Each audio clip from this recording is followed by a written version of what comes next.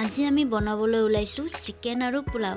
So আমি প্ৰথমতে কেইডোখৰমান আলু এনেকৈ কাটি ধুই ললো, পিয়াজ ললো এনেকৈ কাটি কেনে, তাৰ পিছত আদা নহৰু এইখিনি পেষ্ট বনাই ল'ব। এতিয়া কেৰাহীত তেল দিলো, তেলটো গৰম হোৱাৰ দিয়াৰ পিছত এইবোৰ হ'ল মছলা, নিমখ, জলকীয়াৰ গুড়ি, হালধিৰ গুড়ি, জিৰাৰ গুড়ি, মিট মছলা, গৰম মছলা। এতিয়া তেলত পিয়াজখিনি দি দিলোঁ। পিয়াজখিনি দি ভালকৈ আপোনালোকে লৰাই ল'ব। পিয়াজখিনি অলপ ভজা হোৱাৰ পিছত আদা নহৰু পেষ্টখিনি দিব।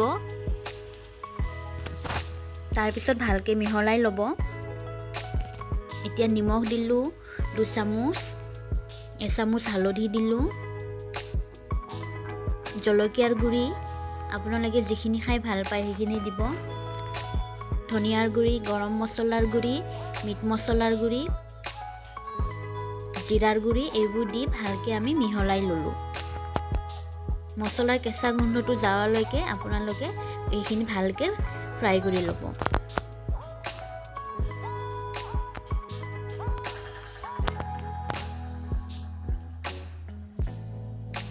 চাইছেনে চাইডেদি তেল উঠিছে অলপমান। এতিয়া চিকেনখিনি দি দিলোঁ। চিকেনখিনি মছলাৰ লগত ভালকৈ মিহলাই ল'লোঁ। এতিয়া অলপ সময়ৰ কাৰণে ঢাকি দিলোঁ। ঢাকনি গুচাই অলপ পিছত এনেকৈ চাব, লৰাই দিলোঁ। এতিয়া আলু দিলোঁ, কাটি থোৱা আলুখিনি দি ভালকৈ মিহলাই ল'লোঁ। চাইছেনে আপোনালোকে?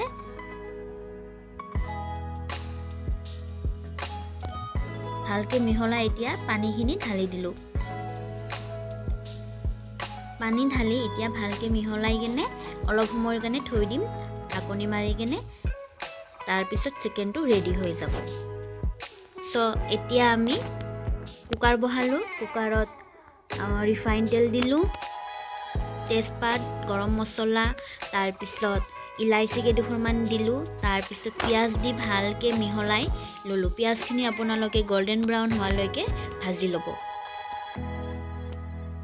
চাইছেনে এনেকৈ গল্ডেন ব্ৰাউন কালাৰ হৈ যাব। তেতিয়া চাউলখিনি ঢালি দিলোঁ। চাউলখিনি মই জহা চাউল লৈছোঁ। চাউলখিনি ভালকৈ ভাজি ল'ব লাগিব। যেতিয়ালৈকে অলপ গল্ডেন কালাৰ হৈ নাযায় তেতিয়ালৈকে চাউলখিনি ভালকৈ ভাজিব লাগিব। তাৰপিছত আদা নহৰু পেষ্টখিনি যে বনাইছিলোঁ সেইখিনি 2 চামুচ দি দিলোঁ। তাৰপিছত নিমখ দিলোঁ সোৱাদ অনুসৰি। তাৰপিছত এইখিনিও ভালকৈ ভাজি লৈ পানী দিব লাগিব। এতিয়া পানী দিলোঁ, দি কেনে কুকাৰৰ ঢাকনিখন লগাই দিম। 2-3টা চিটি অহালৈকে কুকাৰৰ ঢাকনিখন আপোনালোকে মাৰি দিব। মই 3টা চিটি অহালৈকে ঢাকনিখন মাৰি দিছোঁ।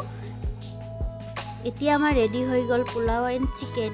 ভাল লাগিলে আপোনালোকে কমেণ্টত জনাব কেনেকুৱা লাগিছে। ধন্যবাদ।